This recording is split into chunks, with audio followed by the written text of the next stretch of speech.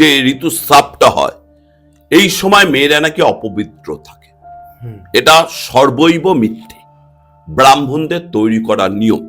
যেমন সতীদাহ প্রথা ছিল, যেমন আগেকার দিনে ব্রাহ্মণরা ছোট ছোট বাচ্চা মেয়েদের উপর জল নির্যাস একাদশী চাপিয়ে দিত, নিজেরা ভোগ করবেন কিন্তু বাচ্চা কিছু খেতে পারবে না। ঠিক তেমনটি যাদের রবি খারাপ, পিতা বা পিতা স্থানীয় মানুষকে সম্মান দিতে শেখো। তার জন্য তোমার ক্ষমতা অনুযায়ী যেটা পারো সেটা করো। তোমার ক্ষমতা নেই, তাকে সম্মান দিয়ে অন্তত এক কাপ চা খাওয়াও। তাতে তোমার কিন্তু আয়ু, পিতা স্থানীয় অসম্মানজনক ব্যাপারটা আস্তে আস্তে আস্তে আস্তে বাড়ে। সবুজ রঙের শাড়ি, ব্লাউজ, সায়া অথবা সবুজ রঙের ধুতি পাঞ্জাবি পরে যদি ওই দিন শিবরাত্রিতে কেউ পূজা পাঠ করে, তাহলে শিব কিন্তু আকর্ষিত হয়। ওইটাই একমাত্র বেনারস যেখানে অঘোরতন্ত্র আজও জীবিত। ওখানে আজও অঘোরতন্ত্র ক্রিয়া প্রতি রাতে করা হয়, যেটা আমি আমার গুরুদেবের আশীর্বাদ নিয়ে করতে পেরেছিলাম। সেই অঘোরতন্ত্র, ব্ল্যাক ম্যাজিক, কালা জাদু কিন্তু মণিকর্ণিকা ঘাটে আজও বিরাজমান। সেহেতু বেনারসের গঙ্গার জল, সব গঙ্গার জল লাগে, কিন্তু বেনারসের গঙ্গার জল কিন্তু কোনো শুভ কাজে লাগে না, এবং বাড়িতে আনলে বাড়িতে ঘোর অমঙ্গল, অশান্তি বিরাজ করবে। তাই কেউ যদি বেনারসের গঙ্গার জল নিয়ে এসে থাকেন, দয়া করে অন্য কোথাও গিয়ে ফেলে দেন। দান অবশ্যই করা উচিত, কিন্তু দান তুমি কাকে করছো, যাকে করছো তার কর্মফলটা খারাপ বলেই তো সে আজকে তোমার দান নিচ্ছে। আমি যদি বলি সীতার সে অভিশাপটা তুমি ভুলে গেলে কি করে? দেবাদিদেব মহাদেব আবার কালের মহাকাল, যাদের শনি 7.5 চলছে, প্রত্যেক কর্মক্ষেত্রে বাধা তৈরি হচ্ছে, কোনো হওয়া কাজ হচ্ছে না, তাকে শনিকে কি বলা হয়? কাল। তাহলে মহাকালকে দেবাদিদেব মহাদেব, তার পূজা পাঠ করো, দেখো সর্ব বাধা থেকে, সর্ববিঘ্ন থেকে তুমি নাশ পাবে। এবং মহালক্ষ্মীকে আমরা অর্থের দেবতা মানি, কিন্তু তারা যাকে মানে তার নাম হচ্ছে স্বর্ণকার্ষণ ভৈরব। এই স্বর্ণকার্ষণ ভৈরবের অর্থনৈতিক পূজা পাঠ করলে ব্যবসায় সাফল্য হচ্ছে না, চাকরি পাচ্ছ না, বিভিন্ন ব্ল্যাক ম্যাজিক করে, কালা জাদু করে তোমাকে ক্ষতি করে রেখে দিয়েছে, সম্পূর্ণভাবে সাকসেস। যারা ধরো ব্যবসায় খুব লস খাচ্ছে, দীর্ঘদিন ধরে বিভিন্ন অর্থনৈতিক টানাপোড়েন যাচ্ছে, কোনো অবস্থাতে ভালো চাকরি হচ্ছে না, ব্ল্যাক ম্যাজিকের শিকার আছে, ওই দিন যদি দেবাদিদেব মহাদেবের ভৈরবের একটি রূপ স্বর্ণকার্ষণ ভৈরবের পূজা পাঠ হোমযজ্ঞ করা হয়, তাহলে তার অর্থনৈতিক উন্নতি হতে বাধ্য। শিবরাত্রিতে একটা কথা বলা আছে শিবপুরাণে, শিবরাত্রি ব্রত সর্ব পাপ খণ্ডনম। অর্থাৎ আমরা যেমন পঞ্চ মহাকাল নিয়ে সাধনা করি, সেই সাধনার শ্রেষ্ঠ হচ্ছেন স্বয়ং মহাকাল দেবাদিদেব। নমস্কার বন্ধুরা, কেকে পডকাস্ট আবার স্বাগত জানাই। আজকে কি বিষয়ে কথা হবে সেটা অলরেডি থাম্বনেলে দেখেছেন এবং টাইটেলও পড়ছেন। এবং কে আছে আজকে আমাদের সাথে? সোমেন স্যার, আচার্য সোমেন শাস্ত্রী। তিনি তিনি এত সুন্দর করে আজকে বলেছে যে শিবরাত্রি, বশীকরণ, মায়াংতন্ত্র। সত্যি কি মায়াংতন্ত্রের দ্বারা হয়, মানে বশীকরণটা কি হয়, তিনি কতটা কাজ করেন বা কিভাবে কাজ করেন, তার মন্দির, হ্যাঁ স্যারের একটা মন্দির আছে, খুব সুন্দর একটা মন্দির, যেখানে পঞ্চমন্ডি আসন আছে। পুরো পডকাস্টটা দেখতে হবে। এবং যেতে যেতে একটা কথা বলি, 7ই আষাঢ় থেকে 11ই আষাঢ় এই দিনটাতে আমরা জানি কি হয়, আমরা বুঝি। সেই সময় যে কাপড়টা আমাদের নিতেই হবে, যার জন্য আমাদের এত মানে চারি ভারতবর্ষে কি পৃথিবীর চারিদিক থেকে লোক আসে ওই এক টুকরো কাপড়ের জন্য। সেই কারণের জন্য কিন্তু আমরা অনেক মাতাদের, মেয়েদের যাদেরকে বলে থাকি, মন্দিরেও ঢুকতে দিই না। একটু বুঝতে অসুবিধা হচ্ছে যে কী বলছে কৌশিক আজকে। তাই জন্যই আজকের পুরো পডকাস্টটা দেখবেন এবং ডাইরেক্ট স্যারের কাছে যাব। কিন্তু যে নাম্বারটা দিয়ে স্যার আমাদের কল করে, সেই নাম্বারটা অলওয়েজ ব্লিঙ্ক করছে। এবং জানেন আপনার সারা বিশ্বের বাঙালির কাছে কিছু ভালো তথ্য পৌঁছানোর জন্য কী করতে হবে? আসতে হবে এবং বলতে হবে। এবং তার সাথে সাথে প্রমোশনাল ওয়ার্ক বা কোনো রকম যদি চান স্পিরিচুয়াল কোনো হেল্প, তার জন্য কল করতে হবে। আর ডাইরেক্ট স্যারের কাছে। কেমন আছেন স্যার? হ্যাঁ, ভালো আছি। তুমি কেমন আছো? এই চলছে স্যার। নতুন বছরের হ্যাপি নিউ ইয়ার স্যার আপনাকে। আপনাকেও, সঙ্গে কেকে পডকাস্টের সকল ভক্তবৃন্দ, শ্রোতাবিন্দু, যারা আমাকে ভালোবাসে বা যারা আমার গঠনমূলক সমালোচনা করে, সবাইকে আমার পক্ষ থেকে নতুন বছরের শুভেচ্ছা। Thank you sir, thank you sir. সামনে তো শিবরাত্রি, তো সেই ব্যাপার নিয়ে যদি আপনি আপনার কিছু বক্তব্য রাখেন। দেখো, প্রথম হচ্ছে শিবকে। শিব হচ্ছে আদি এবং অনাদি। তিনি সৃষ্টি স্থিতি বিনাশের প্রতীক, তিনি ধ্বংসের প্রতীক আর পুনরুজ্জীবিতের প্রতীক। তাই শিবরাত্রিতে একটা কথা বলা আছে শিবপুরাণে, শিবরাত্রি ব্রত সর্ব পাপ খণ্ডনম। অর্থাৎ আমরা যেমন পঞ্চ মহাকাল নিয়ে সাধনা করি, সেই সাধনার শ্রেষ্ঠ হচ্ছেন স্বয়ং মহাকাল, দেবাদিদেব মহাদেব, স্বয়ং শিব, শম্ভু, শঙ্কর, তুমি যে নামেই ডাকো, এক এবং অদ্বিতীয়।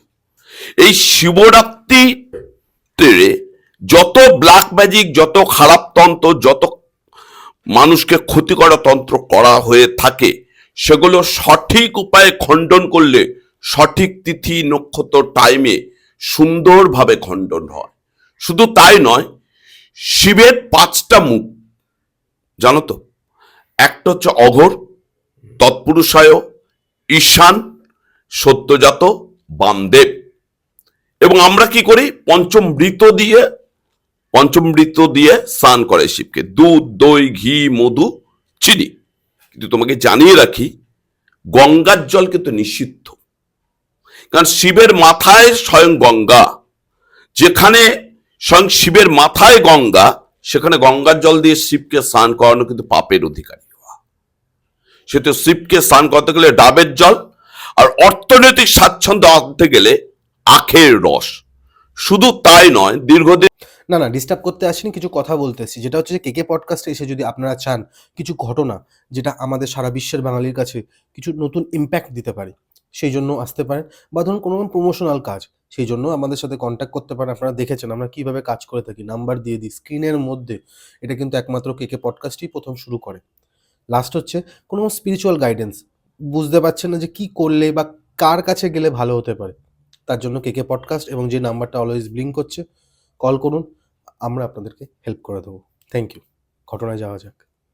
ধরে যারা ধরো ব্যবসায় খুব লস খাচ্ছে, দীর্ঘদিন ধরে বিভিন্ন অর্থনৈতিক টানাপোড়েন যাচ্ছে, কোনো অবস্থাতে ভালো চাকরি হচ্ছে না, ব্ল্যাক ম্যাজিকের শিকার আছে, ওই দিন যদি দেবাদিদেব মহাদেবের ভৈরবের একটি রূপ স্বর্ণকার্ষণ ভৈরবের পূজা পাঠ হোমযজ্ঞ করা হয়, তাহলে তার অর্থনৈতিক উন্নতি হতে বাধ্য।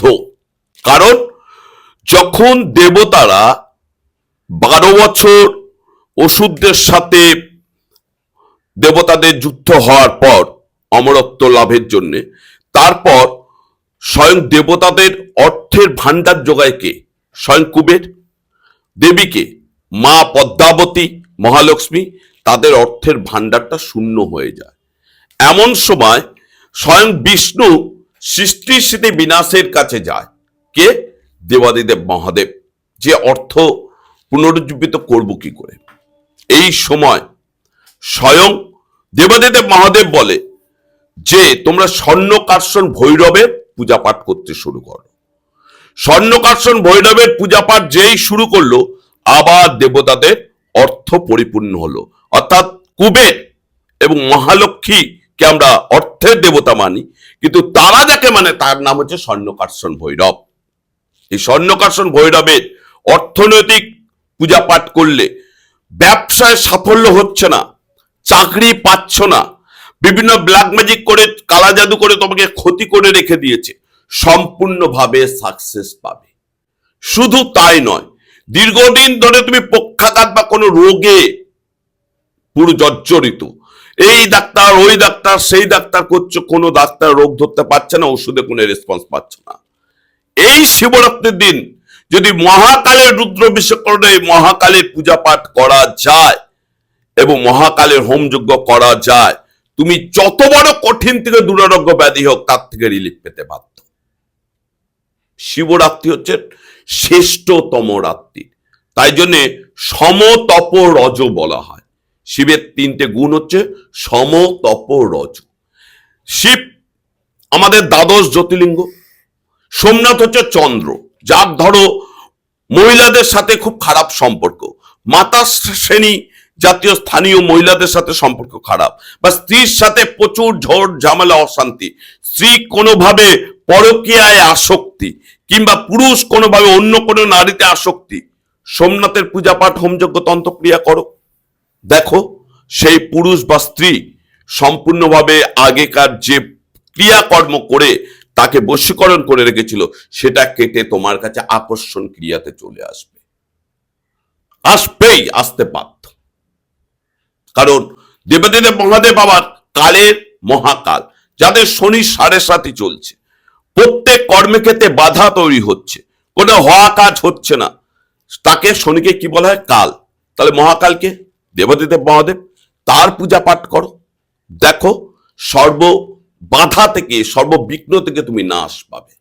আবার দীর্ঘদিন ধরে তুমি শরীর খারাপ, সঠিক ভাবে তুমি ওষুধ খাচ্ছ কিন্তু কোনো অবস্থাতে রিকভারি হচ্ছে না, তোমাকে ব্ল্যাক ম্যাজিক খারাপ জাদু তন্ত্র করে বান মেরে দিয়েছে, তুমি বৈদ্যনাথের পূজা পাঠ হোমযজ্ঞ তন্ত্রক্রিয়া করো, যিনি বৈদ্যদের নাথ, দেখো তুমি আস্তে আস্তে ওষুধে সাড়া দেবে এবং তুমি সবকিছু থেকে রিকভারি পাবেই পাবে। বলো প্রশ্ন। একটা জিনিস জানতে চাইবো, এখানে আপনি সবকিছু বললেন, দুধের কিন্তু উল্লেখ করলেন না। পঞ্চম ঋতুর মধ্যে দুধটা অবশ্যই হয়তো কথা বলতে বলতে মিসিং হ্যাঁ, হয়ে গেছে। যাই হোক স্যার, হ্যাঁ, তাহলে আমি জানতাম না, তাই জন্য পঞ্চমৃতের মধ্যে একটা জিনিস বলুন তো স্যার, এই যে এত কাজ আমরা করব, এত কি করব, আপনার মনে হয় না মানুষ যদি নিজের কর্ম ঠিক করে তাহলে এগুলোকে আর দান করতে লাগে না? সেটা যদি কোনো ভালো মানুষ বা গরিব মানুষকে দান করে তাহলে আরো তার কর্ম এবং তার দিকগুলো ভালো হতে পারে। তোমাকে প্রথম কথা বলি, দাননো পাপক ক্ষয়নো, আর পূজা পাঠে পুরো পাপক ক্ষয়নো। দান অবশ্যই করা উচিত, কিন্তু দান তুমি কাকে করছো, যাকে করছো তার কর্মফলটা খারাপ বলেই তো সে আজকে তোমার দান নিচ্ছে। আমি যদি বলি সীতাশ্রী অভিশাপটা তুমি ভুলে গেলে কি করে? তুলসী গাছ তুমি যেখানেই রাখো না কেন কুকুর ঠিক পেচ্ছাপ করবে, একদম দুব্ব দুব্ব দুব্ব যতই তুমি যেখানে যাই করো না কেন পা দিয়ে মারিয়ে যাবে, আর তোমার এই জীব যে শীষটা ছিঁড়ে নেবে একদম। এবং শুধু তাই নয়, ফল্গু নদীতে জোয়ার ভাটা খালে কিন্তু সেটা কিন্তু সেই অভিশাপ কাজ করছে। সেহেতু তোমার দান অতি অবশ্যই কর্মে লাগবে তখনই যদি তুমি সৎ পাত্রে দান করো। অসৎ পাত্রে দান, অবৈজ্ঞানিক কিছু কথাবার্তা নাস্তিকরা যেগুলো বলে, তুমি অ্যাকচুয়ালি তারা বড় আস্তিক, না জেনে বলে না, জেনে বলে। ওরা চায় আমরা সাকসেস নেবো, তোমাকে সাকসেস আসতে দেবো না, এটাই হচ্ছে সিস্টেম। আজকে তোমাকে বলি, আজ থেকে 30 বছর আগে ধীরুভাই আম্বানি যখন এসছিল তখন তার নাম কজন জানতো? আজকে তুমি কি জানো যে ধীরুভাই আম্বানি নামে প্রত্যেক দিন বৈষ্ণোদেবী মন্দিরে একটা ঘিয়ের প্রদীপ কন্টিনিউয়াস জ্বলে? আজকে রিলায়েন্সের মুকেশ আম্বানি কোন জায়গায় পৌঁছেছে? শিল্পপতি বলবে না বিজনেসম্যান বলবে? তুমি যাই বলো, ওয়ার্ল্ডের 1 থেকে 10-এর মধ্যে আছে। স্টিভ জবস আইফোন কর্তা, তিনি নিমকৌড়ির বাবার কাছে এসেছিলেন বলে আজকে কিন্তু আইফোনটা তৈরি করতে পেরেছিলেন। মনে আছে তোমার?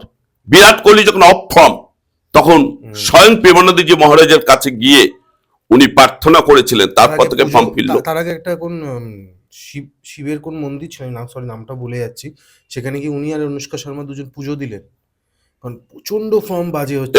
শুধু বাজে নয়, উনি নাস্তিক ছিলেন। হ্যাঁ, স্বামীজি কি বলতেন? ঠিক স্বামীজি কি বলতেন? যাহাই চোখে দেখিব তাহাই বিশ্বাস করিব, যাহাই চোখে দেখিব না তাহা বিশ্বাস করিব না, তাই তো? তাহলে তিনি রামকৃষ্ণ কাছে গিয়ে স্বয়ং দক্ষিণেশ্বর ভবতারিণীর কাছে কি চেয়েছিলেন? ভবতারিণী মায়ের কাছে তো পারেনি, তাহলে বলছিলেন জ্ঞান দাও, বিদ্যা দাও, বিবেক দাও, বুদ্ধি দাও, টাকা পয়সা ভেবে যে চাইবে। কিন্তু তার তুমি চিন্তা করো, আজকে এই স্বামীজি না খেয়ে কষ্ট করে আজকে বিশ্বকে হিন্দু ধর্ম সনাতন ধর্ম বলে আছে সেটা প্রমাণিত করেছিলেন, আর আজকে স্বামীজিকে ভাঙিয়ে কোটি কোটি টাকা ইনকাম করছে। তাহলে যিনি তৈরি করলেন তিনি কেন চাইতে পারেন? তার কাছে বিদ্যা কি অভাব ছিল? জ্ঞানের কি অভাব ছিল? বুদ্ধির কি অভাব ছিল? ছিল যেটা সংযোগ বা যোগাযোগ। আজকে রামকৃষ্ণদেব তিনি কতদূর লেখাপড়া জানতেন, কিন্তু তিনি যা কথা বলে গেছেন কথামৃততে, গীতাকে সহজ সরল ভাবে। তার গুরু কে ছিলেন? তোতাপুরী। উনি কি করতেন? মা আগে তুই খা, তারপরে আমি খাবো। কেন? উনি তো নিজেই আগে খেতে পারতেন। বামদেব কি করতেন? মা তুই আগে খা, আমি খাবো। তাহলে দানের কথা বলছো, এই দানগুলো মহাত্মার কোন জায়গায় লেখা নেই? আজকে সারা বিশ্ব যখন তোলপাড়, এই যে নাসা বা ইসরো যখন কোনো স্যাটেলাইট পাঠায়, এর আগেও আমি একটা এপিসোডে বলেছি, তারা তখন পদ্মনামী স্বামীর মন্দির তিরুপতি বালাজিতে গিয়ে পূজা পাঠ দিয়ে তারপরে পাঠায়। শিবলোক, বিষ্ণুলোক, মত্তলোক আছে, তার প্রমাণ কিন্তু করে দিয়েছে। সেহেতু যে ব্যক্তি যত পাপ করে থাকুক, সে যদি শিবরাত্রিতে সঠিকভাবে পূজা পাঠ, হোমযজ্ঞ, তন্ত্রক্রিয়া করে এবং দানও পাপক্ষয়নও, ঈশ্বরের দান সর্বপাপক্ষয়নও, সেই দান কাকে করতে হবে? ন্যাংটা পিঠ দিয়ে ছোট ছোট বাচ্চাদের কি দান করতে হবে? শুধু দুগ্ধ, শিবরাত্রিতে দুধ দান করুন, ঠিক আছে, তা নয়। অন্ন, বস্ত্র, বাসস্থান। আর কাকে করতে হবে? যিনি অথর্ববিদ্ধ, তাকে ওষুধ, বস্ত্র, বাসস্থান, অন্ন। তবেই কিন্তু তোমার পূজা পাঠ, হোমযজ্ঞ সঠিক কাজ করবে। পূজা পাঠও করতে হবে, দানও করতে হবে। কিন্তু তোমার উপর যদি ব্ল্যাক ম্যাজিক, তন্ত্রক্রিয়া, খারাপ জাদু টুটনা করে থাকে। স্বয়ং দশরথের কি হয়েছিল মনে নেই? স্বয়ং হরিশ্চন্দ্র ঘাটে তিনি কি হয়েছিলেন? মরা পোড়াতে হয়েছিল। স্বয়ং দশরথের শেষ জীবন কি হয়েছিল মনে আছে? রামকে অত্যাচার করার জন্য। তাহলে পাপ বাপকে ছাড়ে না। তাহলে ওনারা কি কম দান করতেন? আমরা তো কথায় কথা বলি রাম রাজত্ব। রাম রাজত্ব মানে কি? সঠিক বিচার। ঠিক স্যার, আমাদের এই শিবরাত্রির শিবকে নিয়ে, শিব মহাদেবকে নিয়ে যখন কথা হচ্ছে, একটা স্থান খুবই পবিত্র, মানে বলা হয় তার ত্রিশূলে সেই স্থানটা অবস্থিত, যেটা হচ্ছে বেনারস। সেটা নিয়ে যদি ছোট্ট কিছু বক্তব্য রাখেন স্যার। দেখো, বেনারস হচ্ছে শত্রুকেতা দাপক কলির আগে, যখন ঈশ্বর যুগ ছিল। এত বছরের পুরনো? একদম তাই।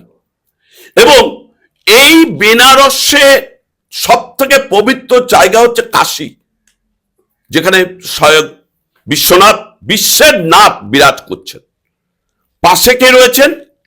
মা অন্নপূর্ণা, যার কাছে স্বয়ং দেবাদিদেব মহাদেবও অন্ন ভিক্ষা চেয়েছিলেন। তার পাশে যেটা রয়েছে মানুষের শেষ কাল, মরণকাল, মণিকর্ণিকা ঘাট, যেখানে যার মৃত্যু হয় তার ওখানে ডাইরেক্ট শিবলোকের প্রাপ্তি হয়। এই মনুষ্য জন্ম, এই আত্মার ফিরে আসে না, কিন্তু সেটা ভাগ্যবান লোকের হয়। ইচ্ছা করে গিয়েও অনেকে মরতে পারে না, কারণ এখানে স্বয়ং দেবাদিদেব মহাদেব কানে কানে এসে তারক ব্রহ্ম নাম বলে যায়। তুমি দেখবে বেনারসের নাম তুমি সব জায়গায় পাবে, কিন্তু কাশীর নাম কিন্তু কোথাও উল্লেখ হবে না। কারণ কাশীর নাম এই জন্য উল্লেখ হবে না, ভারতবর্ষে, ভারত খণ্ডে জম্বু দ্বীপ, এই জম্বু দ্বীপ হচ্ছে বেনারস, সে কাশী।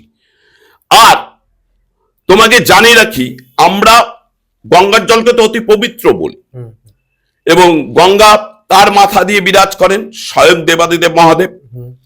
কিন্তু তুমি কি জানো বেনারসের গঙ্গার জল বাড়িতে আনা মহাপাপ? হ্যাঁ, কারণ ওই মণিকর্ণিকার ঘাটে, যেটা আমাদের গঙ্গার পাশে অবস্থিত, কারণ বেনারসে 365টা ঘাট রয়েছে, প্রত্যেক ঘাটে একদিন করে ডুব দিলে 365 দিন লাগবে।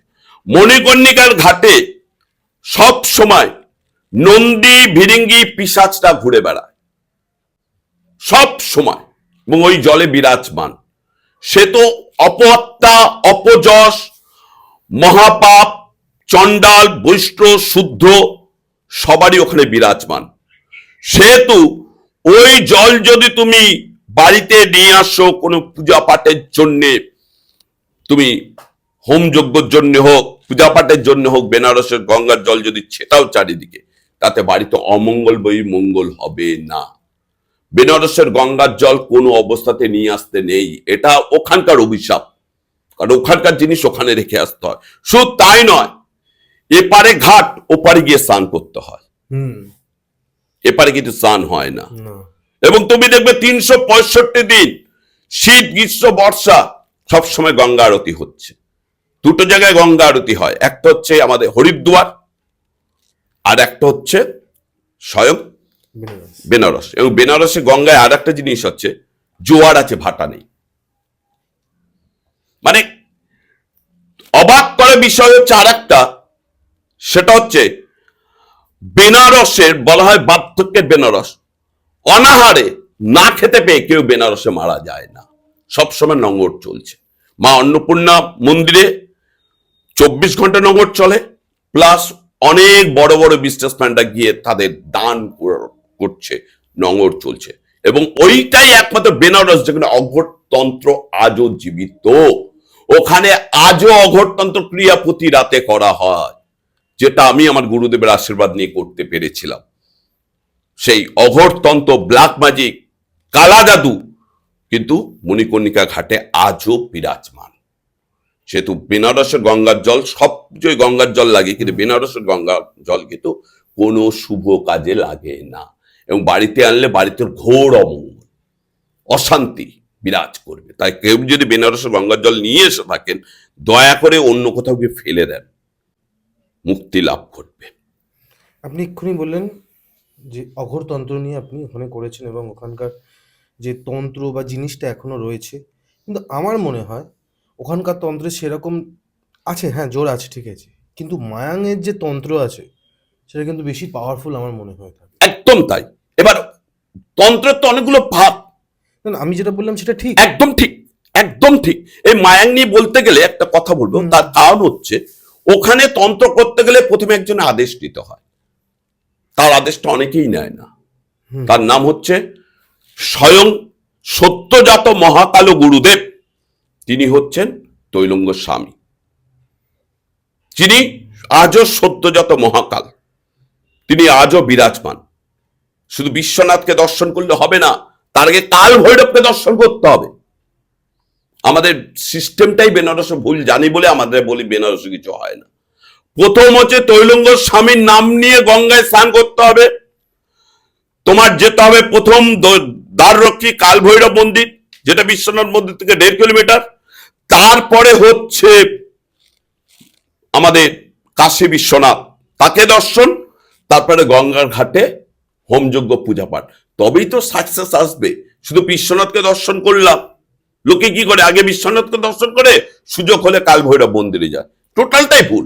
যেমন তারাপীঠের আমাদের দর্শনটা হয় ভুল, যার জন্য ওই সবাই যায় মদ মাংস খায়, কিন্তু তারাপীঠে মায়ের পুজো হয় না। কারণ প্রথম দর্শন করতে হবে গুরু বামদেবকে। শ্মশানে যিনি বিরাজমান গুরু বামদেব, তাকে আগে দর্শন করতে হবে, তারপরে মা তারাকে। সন্তানকে দর্শন না করলে মাকে তুমি যতই মা মা ডাকো, মা কি উত্তর দেবে? আজকে সন্তানের কাছে তুমি ছোট, তোমার মা কে কেউ যদি তোমার সামনে, তোমার মাকে কেউ অপমান করলে তুমি যেমন ছেড়ে দেবে না, ঠিক তেমনি তোমার মায়ের সামনে তোমাকে অপমান করলে মা কি ছেড়ে দেবে? কথা হয় না, কু সন্তান হতে পারে, কু মাতা হয় না। তাই আমাদের দর্শনের সিস্টেমটাই ভুল জানি। কামাখ্যা নিয়ে তুমি এবার আসছো, মায়াং। মায়াং তন্ত্র এতটাই পাওয়ারফুল তন্ত্র, এতটাই শক্তিশালী তন্ত্র, যার দ্রব্যগুণটাই মেন। ওটা হচ্ছে আদিবাসী এবং সাবর তন্ত্র। মেন অধিবাস থেকে আদিবাসী কথাটা এসছে, ওটাই হচ্ছে মেন সাবর তন্ত্র, যে তন্ত্রটা আমি 12 বছর তপস্যা করে শিখেছি। কিন্তু মায়াং নিয়ে মানুষের যেসব ধারণা, গেলে ছেলেরা মেয়েদের আটকে দেয়, অমুক তমুক হ্যানা ত্যানা, ওগুলো গুজুপি গল্প। ওগুলো যে মানে বাংলা কথা হচ্ছে গাঁজা খাওয়ার গল্প। ঠিক আছে, গাঁজা খেয়ে চল ভাই, কিছু করার নেই, গল্প গুজব করছে। একদম পুরোপুরি তোমাকে বলছি, মায়াং নিয়ে এই ধরনের তথ্য সম্পূর্ণ ভুল। ওখানে 64 যোগিনী আছে, কিন্তু সেই যোগিনীগুলোকে ভালো যোগিনী। ওখানে মেন তন্ত্র হচ্ছে আদিবাসী তন্ত্র। ওখানে আমি একজনকে পেয়েছিলাম, যিনি আমার গুরু হিসাবে ছিলেন সাবরতন্ত্রের, তার নাম কঠিন সর্দার। তিনি দুধ এবং জল একত্রে করে রাজহাঁসের মতো দুধটা আলাদা করে দেখিয়ে দিতে পারতেন, যে এটা দুধ এটা জল। এত পাওয়ারফুল ছিল। ওনার কাছে দ্রব্যগুণ মেন। এই যে বশীকরণ এখন বশীকরণ হয় না কেন বলো তো? লোকে বলে 2 মিনিট, 5 মিনিট, 10 মিনিটে বশীকরণ। কেন বশীকরণ হয় না? বশীকরণ করবে যখনই আকর্ষণ ক্রিয়া করবে। আকর্ষিত না হলে, এই যে আমরা দেবাদিদেব মহাদেবের কাছে পুজো দিই, আমরা কি জানি দেবের মহাদেবের প্রিয় রং কি? বলো তো কি?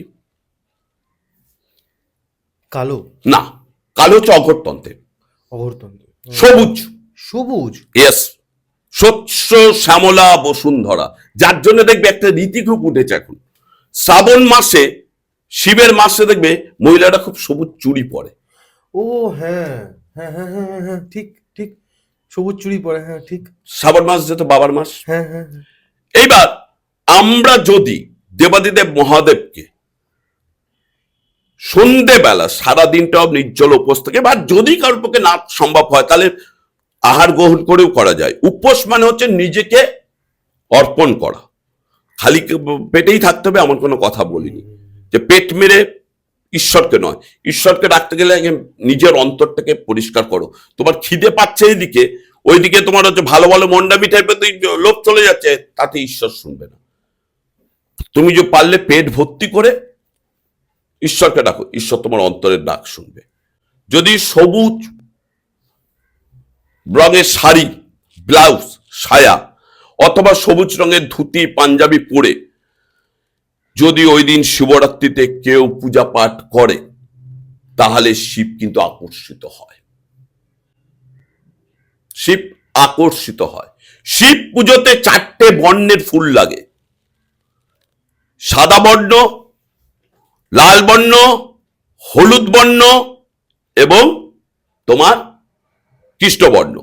সাদা বর্ণ হচ্ছে ব্রাহ্মণের প্রতীক, লাল বর্ণ হচ্ছে ক্ষত্রিয়দের প্রতীক, হলুদ বর্ণ হচ্ছে যারা বৈশ্য তাদের প্রতীক, আর কৃষ্ণবর্ণ শূদ্রের প্রতীক। যার জন্য শিব শ্মশানেও আছে, শিবের আর এক নাম সব, আবার তিনি আমাদের অন্তরেও আছেন। তা এই মায়াংতন্ত্রের মেন জিনিস হচ্ছে দ্রব্যগুণ। সঠিক দ্রব্যগুণ না জানলে সে আকর্ষিত হবে না, আর আকর্ষণ না এলে বশীকরণ কখনো করা যাবে না। মায়াংতন্ত্রে বশীকরণ আকর্ষণ করতে গেলে দ্রব্যগুণ লাগে। দ্রব্যগুণ জানে না, মায়াং মায়াং মেনে চিৎকার করে। দ্রব্যগুণ কি? ধরো কেকে বডকাস্টে অনুষ্ঠানটা ভালো লাগছে, কেউ বলবে কেকে বডকাস্টের সৌমিচারীর যে অনুষ্ঠানটা খারাপ লাগছে। দুটো মত পার্থক্য থাকবে, হয় ভালো নয় খারাপ। এবার ধরো তুমি মাঝে মাঝে দেখবে এই যে একটা সম্পর্ক খুব ভালো ছিল, স্বামী স্ত্রীর সম্পর্ক হোক, বন্ধু বান্ধবদের সম্পর্ক হোক, প্রেমিক প্রেমিকার সম্পর্ক হোক, পার্টনারশিপের সম্পর্ক হোক, সন্তান পিতা মাতার সম্পর্ক হোক, সম্পর্ক হঠাৎ করে খারাপ হতে শুরু করলো। ভাই ভাইয়ের সম্পর্ক হোক, সে সম্পত্তিগত বিষয় হোক বা অন্য কোনো বিষয়। এখানে লাগবে যেটা, কৃষ্ণপক্ষের চতুর্দশীতে দুটো বাঁশ এরকম ক্রস হবে, সেই ক্রসের জায়গার ছাল যেটা বাকল বলা হয় সেটা তুলে নিয়ে এসে, প্রয়োগ বিধি খুবই সহজ। সেটা হচ্ছে, ধরো তোমার নাম আর তুমি যাকে বশীকরণ করতে চাও তার নাম লাল সুতোতে বেঁধে 11,000 ওং বশীকরণ বশমানয় সহা, ওং বশীকরণ বশমানয় সহা একনিষ্ঠে এক আসনে বসে জপ তপ করে তারপরে ঘিয়ের পাত্রে রাখত ব্যক্তি স্থির। দেখো সে যত বড় কঠিন থেকে কঠিন লোক হোক, তোমার কাছে আকর্ষিত হয়ে বশ মানবেই। কিন্তু এটা তুলে রাখিয়া আগের থেকে অনেক কষ্ট করে জোগাড় করতে হয়। তা এই জিনিসগুলো, বশীকরণের মেন জিনিস হচ্ছে দ্রব্যগুণ। ওষুধের মেন জিনিস যেমন হচ্ছে কেমিক্যাল ভার্সন, প্রিপারেশন। কিন্তু তুমি একটা জিনিস দেখবে ভালো করে, প্রকৃতি আমাদের এই আয়ুর্বেদিক শাস্ত্রের জনককে ধন্বন্তরী, তিনি কে? স্বয়ং শিবের আর একটা রূপ। এবার দেখবে লিভার খারাপ হলে, যাবতীয় লিভারের আমরা ওষুধ খাই, দেখবে লেখা আছে আয়ুর্বেদিক ফরম্যাট। গ্যাস অম্বল হলে দেখবে তুমি ওই অমুক 5 দল তমুক 5 দল না খেয়ে একটু লবণ দিয়ে, হালকা লবণ দিয়ে তুমি আদা খাও, দেখো তোমার গ্যাস, অম্বল, অ্যাসিডিটি দূরে সরে যাবে। তারপর ঠান্ডা লাগা, গা হাত পা ব্যথা করছে, মানে কথাই আছে সর্বরোগের দাদা তার নাম আদা। ঠিক তেমনই আমাদের আদাকে কিন্তু আবার যখন তন্ত্রক্রিয়া করা হয় আদ্রাককে ব্যবহার করা হয়, এই আদ্রাককে আবার পঞ্চবলিতে কাজে লাগে। হ্যাঁ, আবার তোমাকে দেখো আয়ুর্বেদিক শাস্ত্র কত স্ট্রং। আমাদের বিভিন্ন প্ল্যানেট খারাপ, তো আমি বলি যাদের মঙ্গল খারাপ তাদের জন্য হার্ট অ্যাটাক হবে। আয়ুর্বেদিক শাস্ত্রে বলা আছে কায়িক পরিশ্রম আর যোগাসন করতে। মঙ্গল যাদের খারাপ, যদি কায়িক পরিশ্রম আর যোগাসন করে তার হার্ট অ্যাটাক থেকে অনেকটা শতগুণ দূরে থাকবে, হার্ট সচ্ছল থাকবে। যাদের রবি খারাপ, পিতা বা পিতা স্থানীয় মানুষকে সম্মান দিতে শেখো। তার জন্য তোমার ক্ষমতা অনুযায়ী যেটা পারো সেটা করো। তোমার ক্ষমতা নেই, তাকে সম্মান দিয়ে অন্তত এক কাপ চা খাওয়াও, তাতে তোমার কিন্তু আয়ু, পিতা স্থানীয় অসম্মানজনক ব্যাপারটা আস্তে আস্তে আস্তে আস্তে বাড়বে। চন্দ্র খারাপ, মহিলাদের সাথে কোনোদিন কুব্যবহার করবে না। তাদের তুমি হচ্ছে মহিলাদের সম্মান দাও, মাতৃপুজো বেশি করে করো, আর মহিলা বা বাচ্চাদের মিষ্টি জাতীয় দুধের জিনিস খাওয়া দেখো, এবং পারলে প্রবাহমান জলে দুধ দান করো। প্রবাহমান জলে দুধ দান করো, বাচ্চাদের, বাচ্চা মেয়েদের মিষ্টি খাওয়াও, দুধ খাওয়াও, দেখো তোমার চন্দ্র উন্নতি হতে বাধ্য। তা মায়াং তন্ত্রে ব্ল্যাক ম্যাজিক করে রাখে, সেই তন্ত্রে কিন্তু একমাত্র কাটা দিয়ে কাটা তোলা যায়। মায়াং তন্ত্রে খুব তাড়াতাড়ি ব্ল্যাক ম্যাজিককে রিলিভ করা যায়। এই যে আমার কাছে সেদিন দুদিন আগে একজন এসছেন বালি থেকে,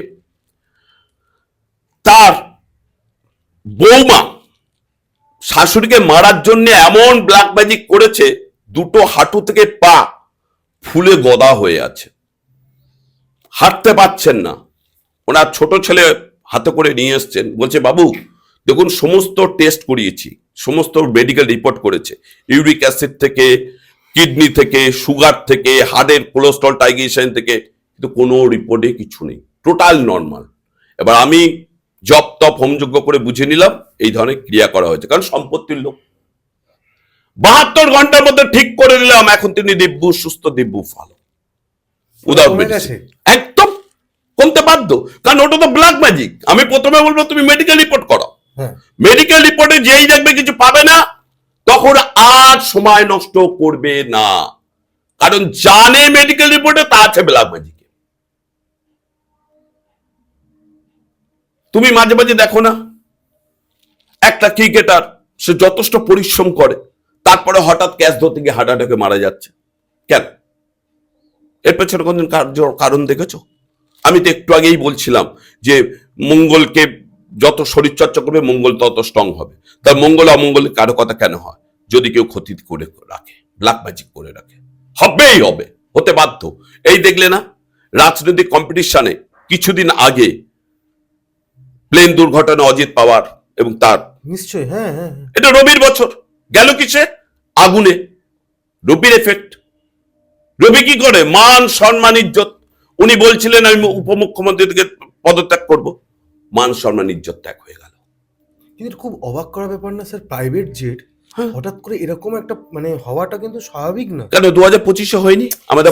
স্যার 25-এ হয়েছে, কিন্তু স্যার প্রাইভেট জেট আরো কিন্তু মানে স্ট্রং এবং কঠিন এবং যথেষ্ট তাকে আরো সিকিউরিটি দেওয়া হয়, সিকিউরিটি দেওয়া এবং সবকিছু টেকনিক্যাল দেখে। তারপরেও যখন এরকম একটা কাজ হচ্ছে, এবং কপাল দেখুন যে উনি চাইছিলেন না যে আমি এখান থেকে মুক্তি পাবো, আমি একটু রিলিফ লাইফ একটা চাইছিলেন, যেটা শোনা গেছে, কিন্তু মানে একটা কয়েক মিনিটের মধ্যে সব। আবার আপনি কি এটাও জানেন নিশ্চয় কৌশিক তুমি, সেটা হচ্ছে বারামতিতে হলো, যে বারামতিকে উত্থান দিয়েছে, যে বারামতিতেই পতন।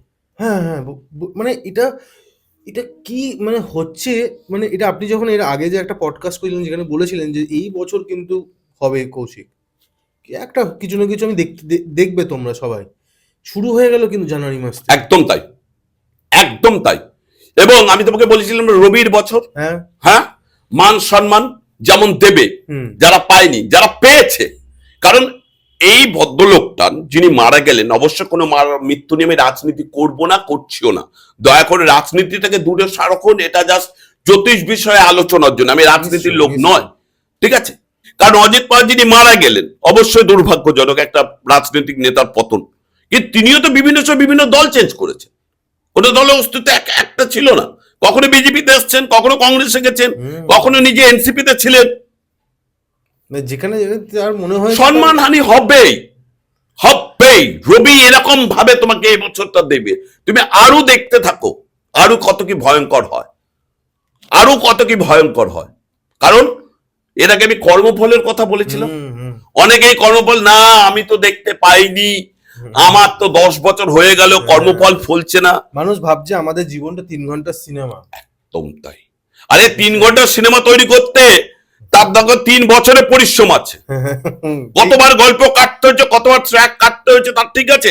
তারপরে যে ফিল্ম স্টারকে নিয়ে অভিনয় করছে তার কত ডেট, এই তো সৌরভ গাঙ্গুলি বায়োপিক আসবে বলে, মানে 5 বছর ধরে শুনছি, এখনো তো ঘষা মাজা চলছে। তাহলে এটাই হচ্ছে যে এক্ষুনি পাপ করলাম, এক্ষুনি না না না না, হয় না, মানে এটা এত করে হবে না, হবে না। যেমন আজকে কৌশিক তোমার কথাতে, আজকে তোমার এগেইনস্টে ব্ল্যাক ম্যাজিক করা থাকলে কালকে তুমি রেজাল্ট পাবে না, না তো আস্তে আস্তে আস্তে আস্তে আস্তে যখন পাবে তখন দেখা যাবে দেয়ালে পিঠ থেকে গেছে।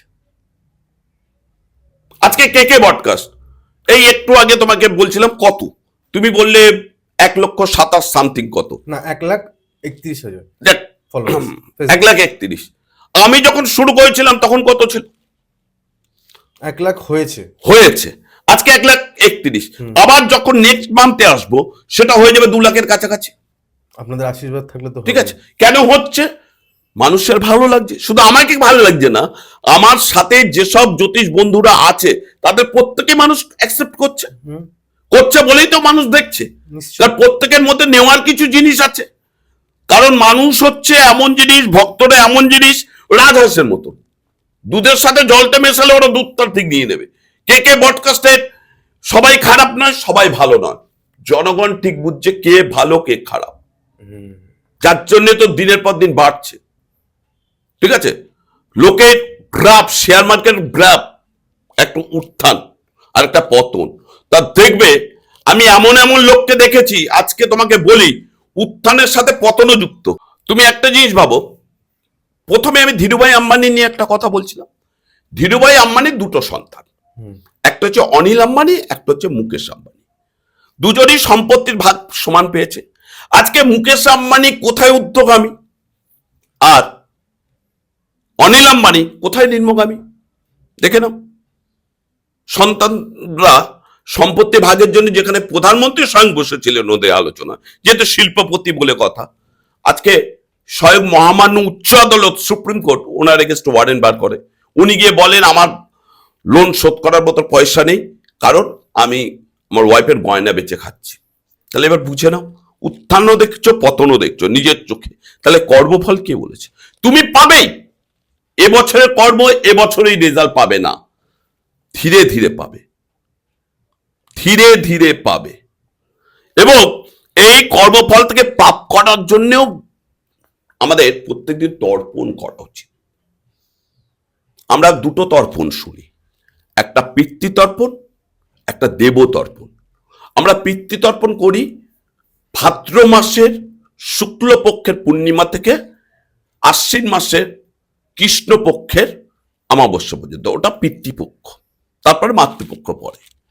আর দেবতর্পণ ডেলি করা যায়। এই দেবতার উদ্দেশ্যে যদি আমরা তর্পণ করি, অনেকটাই কিন্তু আমরা জ্ঞানত অজ্ঞাত পাপকে খণ্ডন করতে পারি। দেবতর্পণ কিভাবে করতে হয়? দেবতর্পণ করতে গেলে যেটা করতে হয় সেটা হচ্ছে প্রতিদিন স্নান করে উত্তর মুখে, কারণ দেবাদিদেব মহাদেবের আর একটা নাম হচ্ছে ঈশান, অর্থাৎ উত্তর পূর্ব মুখ কিংবা উত্তর দিকে, জল নিয়ে এইভাবে জলটা নিতে হবে, এরকম ভাবে এই সিস্টেমে জল নিয়ে বা তামার ঘটিতে ওং দেবাং সমর্পিনী নমো, ওং পিতৃং সমর্পিনী নমো, ওং গুরু সমর্পানি নমো, ওং পরম গুরু সমর্পানি নমো, ওং পরাপর গুরু সমার পানি নমো, ওং পরমেশ্বর গুরু সমার পানি নমো। সমর্পণ করছি, অর্পণ কি করছি? জল। জলের আর এক নাম হচ্ছে জীবন। তার নিজের জীবনের, দেখবে যখন কোনো মানুষ মারা যায়, শেষ জিনিস থাকে তার নিঃশ্বাস আর জল। শেষ জল তেষ্টাটা পায় আর নিঃশ্বাসটা। তাই এই জায়গাটা দাঁড়িয়ে যদি প্রত্যেকদিন আমরা এই মন্ত্রটি জপ করে যে ওং দেবাং সমারপানি নমো, ওং পিতৃং সমারপানি নমো, ওং গুরু সমারপানি নমো, ওং পরাপর গুরু সমারপানি নমো, ওং পরমেশ্বর গুরু সমারপানি নমো, যদি করা যায় রেজাল্ট 110% পেতে বাধ্য। অনেক পাপ থেকে, জ্ঞানত অজ্ঞানত অনেক ভুল থেকে আমরা রিকভারি করতে পারি। সবসময় জ্যোতিষীর কাছে যেতে হবে তা নয়, কিছু কিছু জিনিস তো বাড়িতে বসেও ঠিক করা যায় যদি নিয়ম নিষ্ঠাটা ঠিক জানি। নিশ্চয়ই স্যার। এবার স্যার একটু কথা বলবো, আপনি অফ দ্য ক্যামেরা বলছেন আপনার মন্দিরের ব্যাপারে কিছু বলছিলেন যাতে সাধারণ মানুষ ওখানে গিয়ে সুবিধাটা পায়। দেখো, প্রথম কথা হচ্ছে আজকে আমি একটা বিশেষ ঘোষণা করছি। কে পডকাস্ট বলো আর অন্যান্য চ্যানেলগুলোয় বলো, যারা আমাকে দেখছেন তারা অতি অবশ্যই ফেব্রুয়ারি এবং মার্চ মাস, দুটো মাস আপনারা সম্পূর্ণ বিনামূল্যে আমার মন্দিরে এসে দেখাতে পারবেন। এর জন্য কোনো ভিজিট লাগবে না, কিন্তু যদি অনলাইন কনসাল্ট করার চেষ্টা করেন সেক্ষেত্রে কিন্তু ভিজিট লাগবে। কিন্তু আমার মন্দিরে পঞ্চমন্ডি আসন, যেখানে আমার গুরু অর্থাৎ আমার গুরুর গুরু যিনি তৈরি করে দিয়ে গেছিলেন, সেই পঞ্চমন্ডি আসন বসে প্রতিদিন হোম যজ্ঞ ধুনা জ্বালানো এবং প্রত্যেক দিন পূজা পাঠ হয়। যার জন্যে ওখানে আমার যেমন তারামায়ের মন্দির আছে, আবার অর্ধনারীশ্বরেরও পুজো আছে। অর্থাৎ পৃথিবীর যা অর্ধেক তার সৃষ্টি, অর্ধেক তার করিয়াছে নারী, অর্ধেক তার নর। হয়তো কথাটা একটু ভুল বললাম, কথাটা হচ্ছে পৃথিবীর যা কিছু সৃষ্টি তার অর্ধেক তার করিয়াছে নারী, অর্ধেক তার নর। সে অর্ধনারীশ্বরের পুজো পর্যন্ত হয় প্রতি রাত্রির বেলা মধ্যরাতে। এবং প্রত্যেককেই আমি একটা জিনিস বুঝি, ঠকিয়ে আমি কারোর থেকে 1 পয়সা নেব না, কাজ দিয়ে পয়সা। কারণ আজকে আমার একটা সন্তান আছে, আমি একজনের পিতা, আমি সন্তানের কান্নার দাগ যেন সুখের শান্তির ভাতটা হয়, আমার দুঃখে কষ্টে লোককে ঠকিয়ে বিরিয়ানি খাওয়ার প্রয়োজন নেই। আমাদের জীবনে বা আমি নিজে উপলব্ধি করেছি স্যার যে পুজো করাটা হচ্ছে সব থেকে ইজি জিনিস। কারণ মানুষ যেভাবে হোক একটা পুজো দেবো, মালা চড়াবো, ফুল দেবো, কোনোভাবে একটু খাবার টাবার দিলাম, ব্যাস আমি মুক্ত, আমি ভগবানের কাছ দিয়ে ভগবানকে আমি খাইয়ে দিয়েছি, ভগবান আমাকে ঠিক রাখবে। কিন্তু আমার মনে হয়েছে কোনো না কোনো দিক থেকে এটা ইজি বলে মানুষ সবসময় এটাকে চুজ করে। পুজোটা কি সত্যি এত ইজি? প্রথম কথা হলো পুজো মানেটা কি জানো? কাউকে মানে ধরুন আমি যদি শিবকে পুজো করছি, তাকে দেখে তাকে আহ্বান করছি যে আমার জীবনের কোনো বিপদ না হয়, বলতে গেলে একটা ভিক্ষাই চাইছি তার কাছে দিয়ে। অবশ্যই, কারণ আমরা প্রত্যেকেই যে যে ধর্মের হই না কেন, সবাই কেউ না কারোর কাছে ঋণী বা আবদ্ধ। আমার পিতামাতাও তাই, আমিও তাই। এইবার পুজো মানে হচ্ছে নিজেকে প্রেরণ করা। এবার দেখবে একটা বাড়িতে হয়তো দুটো সন্তান, একটা সন্তান খুব শান্তশিষ্ট, একনিষ্ঠ, সবার গুরুজনের কথা শোনে, আর একটা সন্তান খুব বদমাস। তাহলে যদি বাড়ির পাশে কোথাও চেঁচামেচি গন্ডগোল হয়, তখন মা বাবার কিন্তু সন্দেহটা ওর ওপর যায় যে আমার সন্তানটা ঝামেলায় পড়লো না তো। তাই তুমি যেভাবে বলছো ওই এলাম আর দিয়ে চলে গেলাম, তাতে ঈশ্বর তোমার ডাক শুনবে না। কারণ তুমি তোমার সন্তানকে যেভাবে লালন পালন করো, দেখবে একটা রাজমিস্ত্রি যখন তার কাজ শেষ হয়ে যায় দিনের শেষে, সে তার যন্ত্রগুলোকে ভালো করে ধুয়ে মুছে তেল দিয়ে রেখে দেয় পরের দিনের জন্য। কারণ তার কাছে ওটাই যন্ত্রটাই ওটা ভগবান। দেখবে কোনো ডাক্তারবাবু যখন ওটিতে ঢোকেন, তখন তিনি তার যথেষ্ট সেফটি সিকিউরিটি নিয়ে ঢোকেন, যাতে ওনার থেকে কোনো অসুখ পেশেন্টের কাছে না যায়। এবং তিনি তার যাবতীয় যেসব অপারেশন টেবিলে যা যা ব্যবহার করেন, সে ছুরি কাঁচি সবকিছু কমপ্লিট করার পর ওগুলো আবার মুছে ধুয়ে স্টোর রুমে তুলে রাখে। তার জন্য আলাদা একটা লোক থাকে। কারণ হচ্ছে একটাই, তুমি যেভাবে দেখবে ঈশ্বরকে, ঈশ্বর তোমাকে তেমন ভাবেই দেখা দেবে। এবার তুমি প্রশ্ন করতেই পারো যে স্যার, ঈশ্বরের নাম ডাক তো প্রচুর করে যাচ্ছি, কিন্তু কাজের কাজ কিছু হচ্ছে না। প্রথম কথা বলি, তোমার উপর যদি ব্ল্যাক ম্যাজিক করা থাকে, তোমার উপর যদি তন্ত্রক্রিয়া করা থাকে, তুমি তারাপীঠ থেকে পুজো দেওয়ার পথেও তোমার মৃত্যু হতে পারে। তোমার যদি ওপর ব্ল্যাক ম্যাজিক তন্ত্রক্রিয়া করা থাকে, তুমি কামাখ্যা থেকে আসার সময় তোমার মৃত্যু হতে পারে। এবং মৃত্যুটা না হয় মৃত্যুর সময় যন্ত্রণা যদি পাও, বিশ্বের ষড়সজ্জ যদি পাও। আমি কয়েকটা জিনিস বলি পুজোর ব্যাপারে। প্রথম বলি, আমাদের একটা ভ্রান্ত ধারণা আছে সব থেকে বড়, সেটা কি জানো? এই যে মায়েদের ঋতুচক্র অনুযায়ী যে ঋতুস্রাবটা হয়, এই সময় মেয়েরা নাকি অপবিত্র থাকে। এটা সর্বৈব মিথ্যে, ব্রাহ্মণদের তৈরি করা নিয়ম। যেমন সতীদাহ প্রথা ছিল, যেমন আগেকার দিনে ব্রাহ্মণরা ছোট ছোট বাচ্চা মেয়েদের উপর জল নির্যাস একাদশী চাপিয়ে দিত, নিজেরা ভোগ করবেন কিন্তু বাচ্চা কিছু খেতে পারবে না।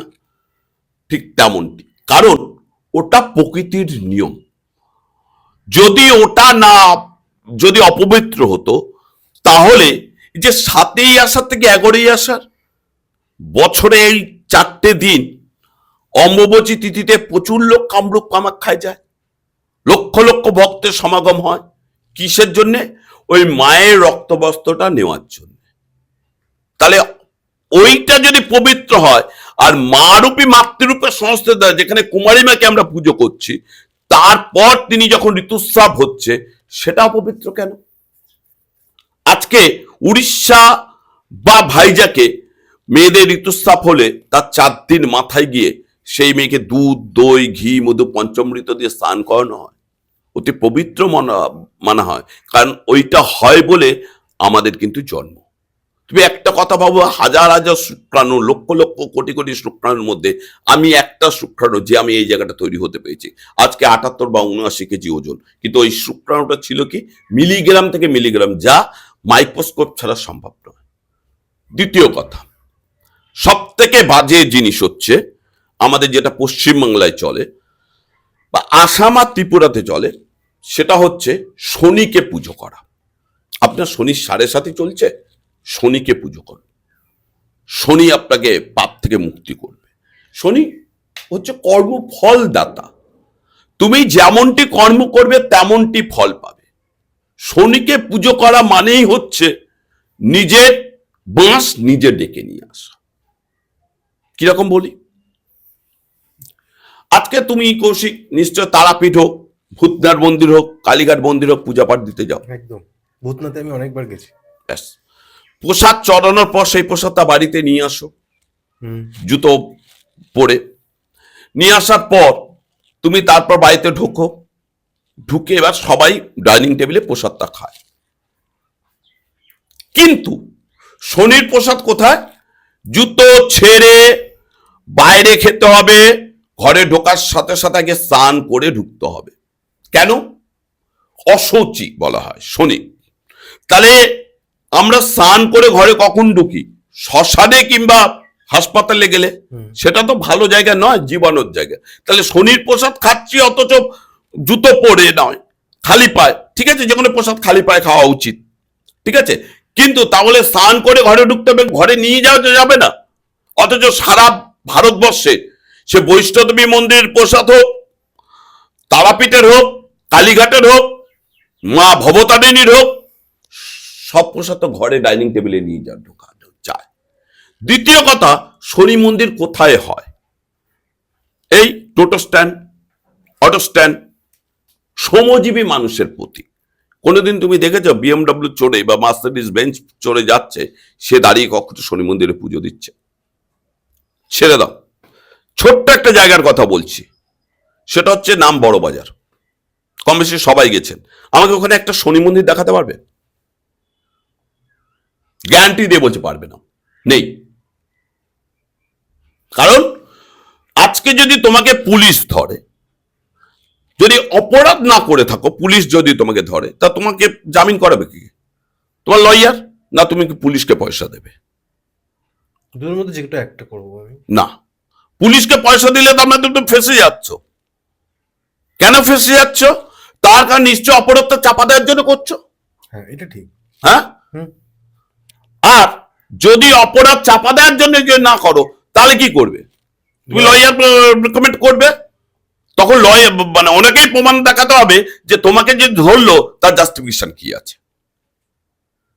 তার ব্যাপারটা হচ্ছে, যেমন আইনের পার্ট হচ্ছে বেল, কিন্তু একবার যদি তোমার নামে কেস হয়ে যায়, সেটা যতক্ষণ না ট্রায়ালে গিয়ে ফিনিশিং না হবে ততক্ষণ তোমাকে ভোগাবে। তাই সেই হচ্ছে কর্মফলদাতা। তোমার ভালো লয়ার ভালো মুভমেন্ট করবে, পুলিশ তো মুভমেন্ট করবে, পুলিশ হচ্ছে আইনের পার্ট, তাকে প্রমাণ করতে হবে কোর্টে গিয়ে তুমি করেছ, তোমার লয়ার প্রমাণ করাবে তুমি করুনি। যার জন্য মাঝে মাঝে দেখো না, বিনা দোষে 16 বছর পর মুক্তি, 18 বছর পর মুক্তি, কোথা থেকে? হাইকোর্ট থেকে। কারণ তার কর্মফল তাকে ভুগিয়েছে।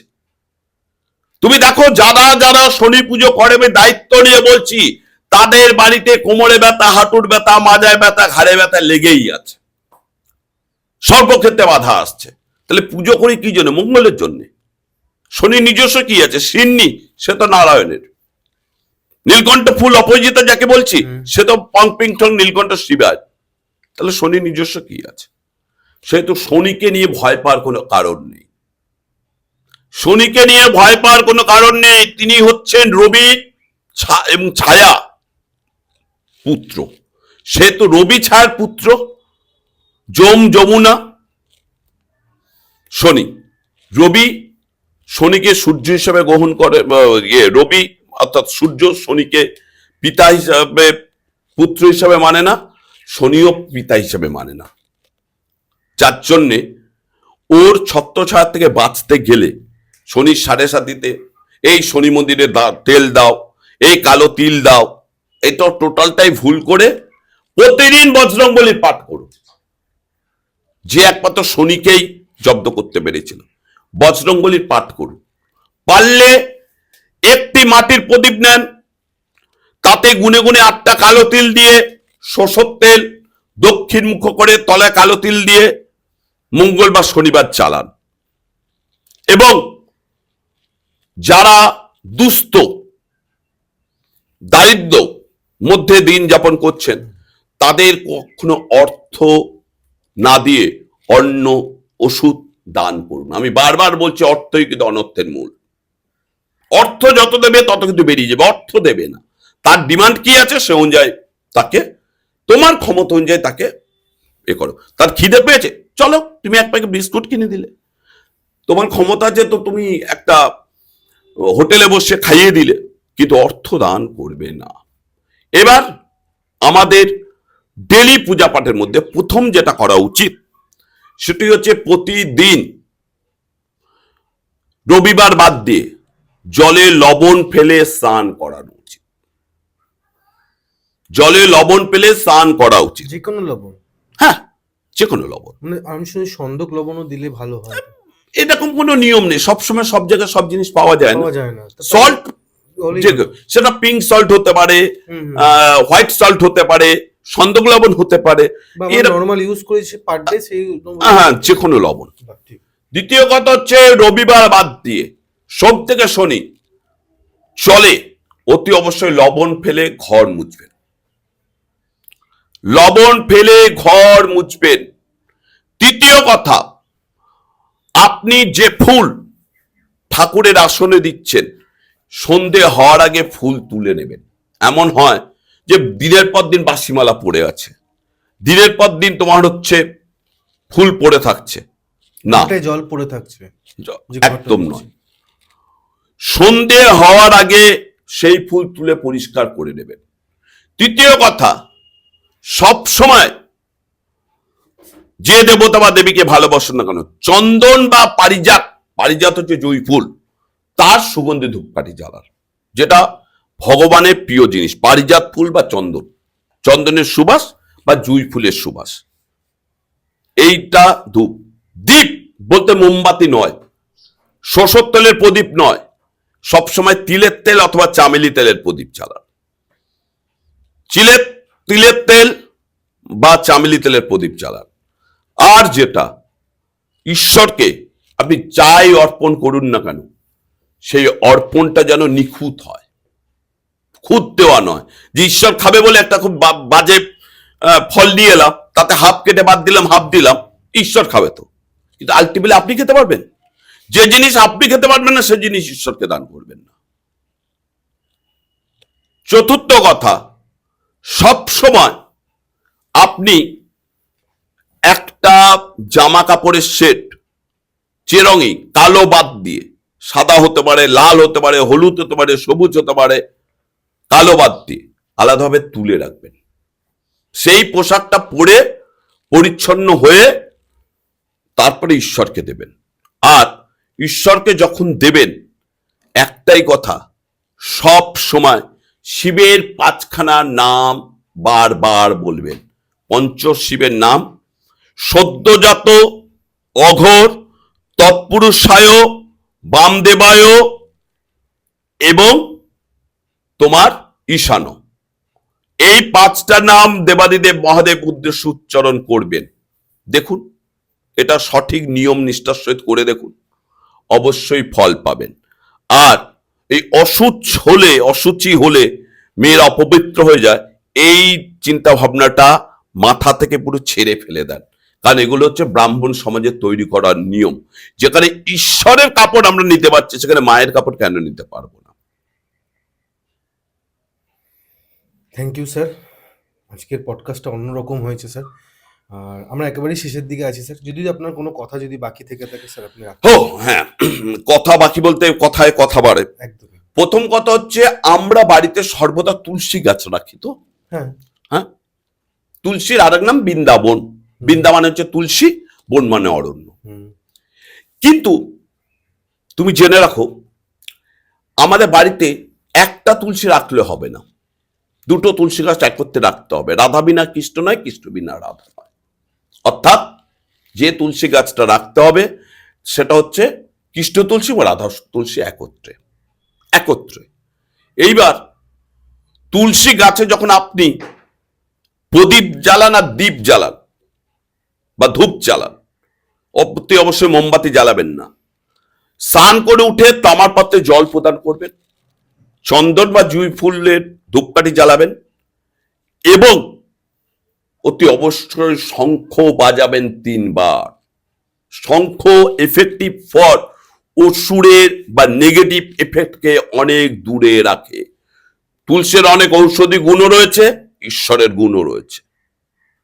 মানে আমাদের এই সনাতন জ্যোতিষ শাস্ত্রে এমন কিছু জিনিস রয়েছে যা সারা বিশ্বে, এই যে আমরা কি করি, আমরা পঞ্চধাতু পড়ি তো। পঞ্চধাতু কি কি? সোনা, রূপো, তামা, গন্ধক, ব্রোঞ্জ। এই পঞ্চধাতু আমাদের শরীরেও আছে, প্রকৃতির মাধ্যম থেকে পাই। যেমন দেখবে, তোমাকে বলি, কোনো গর্ভবতী মহিলা, তার প্রচুর রক্তের প্রয়োজন হয় বলে তাকে আয়রন ট্যাবলেট বা আয়রন পিল খাওয়ানো হয়। সে আয়রন ট্যাবলেট, আয়রন পিল তুমি ধরবে, দেখবে লোহার চূর্ণ পাওয়া যায় একদম। তাহলে আমরা কি করি? বাড়িতে বসে লাল শাক, কুলে খাড়া, এগুলো খেলে রক্ত বাড়ে। ঠিক আছে, তাহলে আয়ুর্বেদিক শাস্ত্র আজ থেকে হাজার হাজার বছর আগে তৈরি হয়েছিল, জ্যোতিষ শাস্ত্র হাজার হাজার বছর আগে তৈরি হয়েছিল। তাই এই বেদের 4টি অংশের 6খানা ভাগকে বলা হয় বেদাঙ্গ। বেদের 4টি অংশের 6খানা ভাগকে বলা হয় বেদাঙ্গ। এই বেদাঙ্গ এক নিয়ে 4টে বেদ: ঋক, সাম, যজু, অথর্ব। যার জন্য সারা বিশ্বে যখন শিক্ষা ব্যবস্থা ছিল না, আমাদের নালন্দা টোল ছিল। আজকে এর আগেও তোমাকে বলেছি হয়তো, যে জ্যামিতি, পাটিগণিত, বীজগণিত, তারপর তোমার হচ্ছে ত্রিকোণমিতি, সবই আমাদের ভারতবর্ষের। হিসাব শাস্ত্রটা পুরো ভারতবর্ষ থেকে তৈরি। পুরো ভারতবর্ষ থেকে তৈরি। তা এই জায়গাটা দাঁড়িয়ে রাধা তুলসী কৃষ্ণ তুলসী একত্রে রাখবেন, রাখার চেষ্টা করবেন বাড়ির উত্তর পূর্ব কোণে, এবং তিলের তেল বা চামেলি তেলের প্রদীপ জ্বালাবেন। আর তুলসী তলায় কখনো দ্বীপ বলতে প্রদীপ জ্বালাবেন, কিন্তু মোমবাতি নয়। আর যে প্রদীপটা জ্বালাবেন সেটা যেন সবসময় কালো ব্যাপারটা না থাকে, আর সবসময় পরিষ্কার পরিচ্ছন্ন করে তারপরে জ্বালাবেন। আর স্টিলের বাসনপত্র তুলসী তলায় ব্যবহার করবেন না। থ্যাংক ইউ স্যার, এত সুন্দর একটা পডকাস্ট আজকে দেওয়ার জন্য। এবং সামনেই শিবরাত্রি আছে, আশা করবো আপনারা কি বলবো স্যারের মন্দিরে যাবেন। কিন্তু মানে আমি এখনো মানে ইয়েতে আছি, এত কিছু আজকে জানতে পেরেছি। থ্যাংক ইউ স্যার, আবারও থ্যাংক ইউ। আর আমি আপনাদের হোস্ট কৌশিক সেন, আজকে আমাদের গেস্ট আবারও সৌমেন স্যার, আর ক্যামেরার পেছনে অ্যাজ ইউজুয়াল কিংশুক সেন। নমস্কার। নমস্কার। নমস্কার স্যার।